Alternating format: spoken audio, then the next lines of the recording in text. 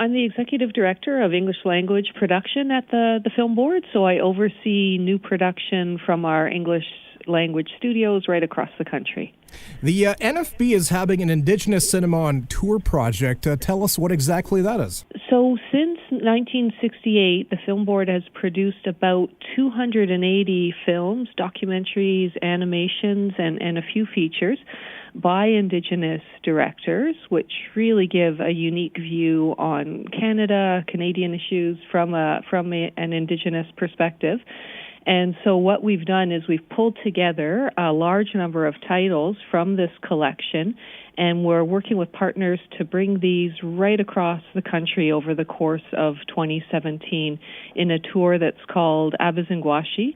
And that's an Anishinaabe word, which means wide awake, unable to sleep. And, our goal is to have a minimum of 150 screenings right across the country from titles from this collection. Michelle Van Beusekom, the Executive Director of Programming and Production of English Programs with the National Film Board of Canada, joining CFWE. Michelle, tell us about a few of the titles that the NFB is currently featuring on the tour. So some of the big recent titles would be, for example, Marie Clements, who's a director from Vancouver, has just released a fantastic film called The Road Forward, and it is a very daring, audacious musical documentary that tells the story of West Coast Indigenous activism through the story of a paper called The Native Voice, and also the Native Brotherhood and the Native Sisterhood. This just launched at Hot Docs last week, and it showed at the Doxa Film Festival in Vancouver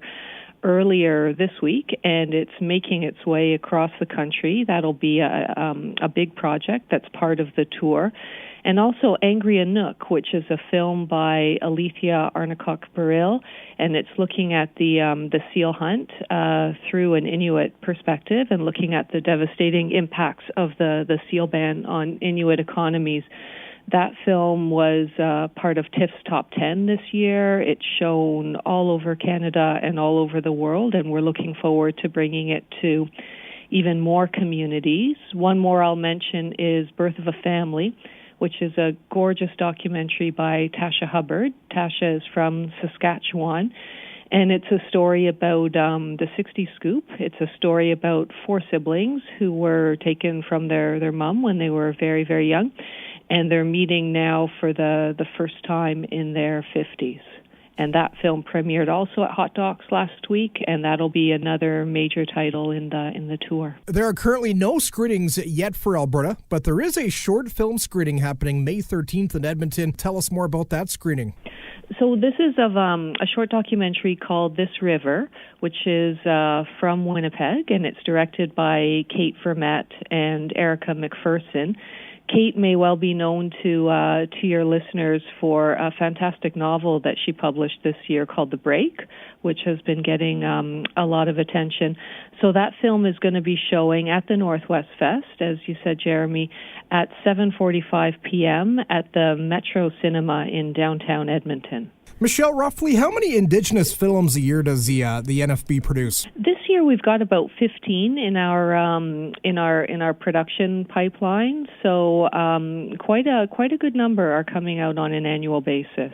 Now, let's go back many years ago. We were just talking off air about, filmmakers, including Carol Geddes, really getting the ball going on Indigenous films for the NFB. Yeah, absolutely. I mean, Indigenous cinema at the Film Board really starts in 1968 with a fantastic film that you can actually see on fb.ca called The Ballad of Crowfoot by Willie Dunn.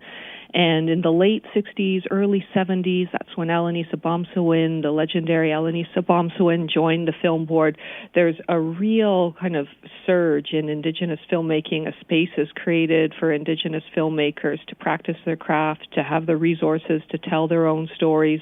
And then in the 70s, things kind of die down a little bit. Alanis is very, very prodigious, but we're not working with a lot of different directors.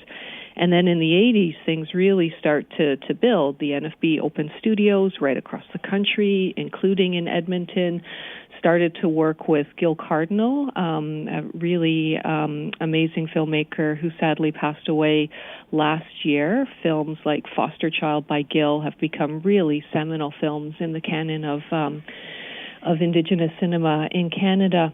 And then in 89, in Edmonton, the NFB created Studio One, which was an Indigenous film studio, and it was led by Carol Geddes.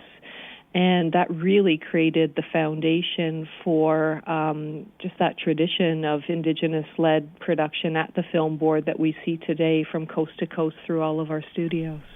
Now, the NFB gives organizations, communities a chance to, approach the NFB to organize their own community screenings. What is the criteria, Michelle, and how can they reach out to the National Film Board?